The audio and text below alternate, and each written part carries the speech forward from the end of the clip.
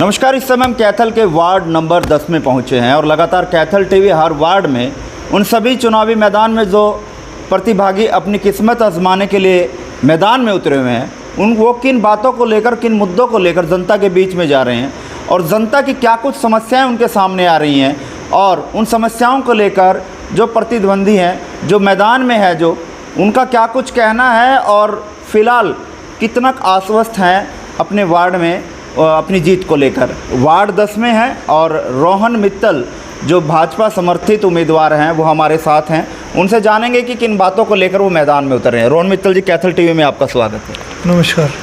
रोहन मित्तल जी, आप काफ़ी लंबे समय से भाजपा के साथ जुड़े हुए हैं। लगातार कभी विधायक लीलाराम जी के साथ, नायब सैनी के साथ और अक्सर मुख्यमंत्री जी के साथ आपकी मुलाकातें हमने अक्सर देखी हैं। तो वार्ड के लेकर क्या कुछ रोड मैप जो है वो लेकर आप मैदान में उतरे हैं? सबसे पहले तो मैं आपके चैनल के माध्यम से अपने वार्ड की जनता, शहर की जनता का धन्यवाद करना चाहूँगा, जो मुझे उनके द्वारा भरपूर आशीर्वाद व प्यार मिल रहा है। मेरे वार्ड की जनता का बहुत बहुत धन्यवाद, आभार, जो मुझ पर वो विश्वास जता रहे हैं। कल जिस प्रकार से आपने कार्यक्रम देखा उसमें हज़ारों की संख्या में मेरे वार्ड वासियों व शहर वासियों ने पहुंचकर मुझे आशीर्वाद दिया। आप सभी का बहुत बहुत धन्यवाद। जैसे कि आप बात कर रहे हैं रोड मैप की, हम तकरीबन कई बार जाकर हर व्यक्ति से रूबरू हो चुके हैं और हमारा लक्ष्य सिर्फ काम करना है। वैसे तो हमारे पूर्व पार्षद द्वारा वार्ड में कोई कमी नहीं छोड़ी गई है, परंतु पूरा तो कोई भी नहीं कर सकता। आगे मेरे से भी कोई कमी रह सकती है। जो कमियां रही हैं उसे हम पूरा करने का काम करेंगे। सड़क में गड्ढे भरने की बात हो, लाइटों की बात हो, सफाई की समस्या सामने आ रही है उसकी बात हो, पानी की बात हो, सभी समस्याओं को हम बिल्कुल उनके नीचे तक जाकर, अंदर तक जाकर काम करेंगे और उनको जल्द से जल्द काम पूरा करने का काम करेंगे। रोहन मित्तल जी, आपका जो वार्ड है, वार्ड 10, कौन कौन से एरिया इसके अंदर आता है? हमारा इसमें सेक्टर 19 पार्ट 1 और 2, वैष्णो कॉलोनी, थोड़ा सा ऋषि नगर, पंत नगर, ये आता है। जैसे सेक्टर 19 की बात करें, पौष इलाका है, यहाँ पर इतनी मूलभूत सुविधाएं हैं, आम व्यक्ति के पास आराम से जो है पहुँच जाती हैं। पंतनगर जैसा एक एरिया है, स्लम बस्तियाँ हैं, वहाँ तक लोगों के पास जो मूलभूत सुविधाएं हैं वो नहीं पहुँच पाती। वहाँ के लिए रोड मैप क्या रहता है? क्योंकि वहाँ अक्सर देखा जाता है सीवरेज ब्लॉकेज है, पानी की व्यवस्था नहीं है, जो सड़कें हैं वो टूटी हुई हैं। तो उनके लिए क्या रोड मैप बनाया गया है? क्योंकि अक्सर जो पौष इलाका है वहाँ पर सभी सुविधाएँ होती हैं, लेकिन जो स्लम बस्तियाँ हैं उस ओर ध्यान नहीं दिया जाता है। तो आप किस तरह से उन स्लम बस्तियों में काम करेंगे?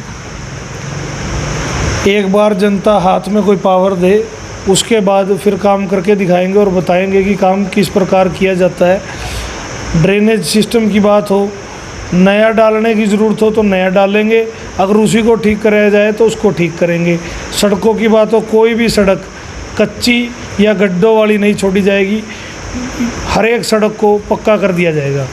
रोहन जी, जो आपका वार्ड 10 है, ये मूलभूत सुविधाएं आम व्यक्ति फ़ोन के द्वारा, भले पार्षद की ज़रूरत ना हो, अगर कमेटी में भी फ़ोन किया जाए तो ये मूलभूत सुविधाएं हैं, भले सीवरेज ब्लॉकेज की बात हो, पानी की समस्या को लेकर बात हो, साफ़ सफाई की व्यवस्था को लेकर बात हो, ये फ़ोन पर दूर हो जाती हैं। आपने ऐसा कोई नया विज़न या कोई ऐसा एक काम आपने सोच रखा हो वार्ड 10 के लिए कि ऐसा काम करवाना कि वो सदियों तक याद किया जाए, और उस काम को लेकर क्या कुछ आपने रोड मैप बनाया? मैं वार्ड के अंदर अपना एक परमानेंट ऑफिस खोलूँगा, जिसमें वहाँ पर पूरा स्टाफ ड्यूटी देगा।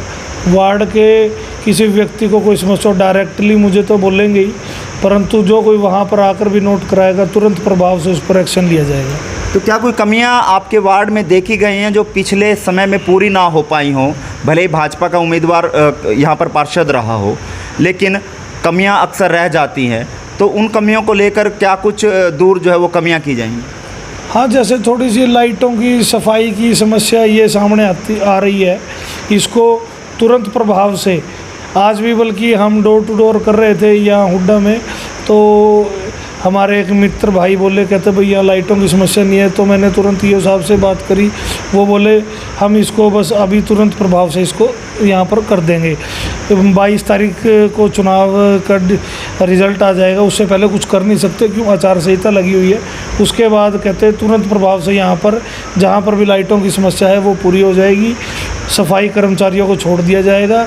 और जो बात है सड़कों की, उसके लिए टेंडरिंग वगैरह जो है हम वहाँ कमेटी में अपना प्रस्ताव रखेंगे, विधायक जी के आगे रखेंगे, चेयरमैन के आगे रखेंगे, ईओ साहब के आगे रखेंगे, अपने सब पर तुरंत प्रभाव से काम होगा। रोहन जी, आप लगातार हर गली हर मोहल्ले में जा रहे हैं, तो वहाँ पे सेक्टर को छोड़कर वहाँ पे किस तरह की समस्याएं आप देख पा रहे हैं जो आपको साफ तौर पर दिखाई दे रही हो? समस्या है तो जी सिर्फ सबसे ज़्यादा तो ये लाइट, सड़क, पानी और साफ़ सफाई की है। इसको बहुत ही ज़्यादा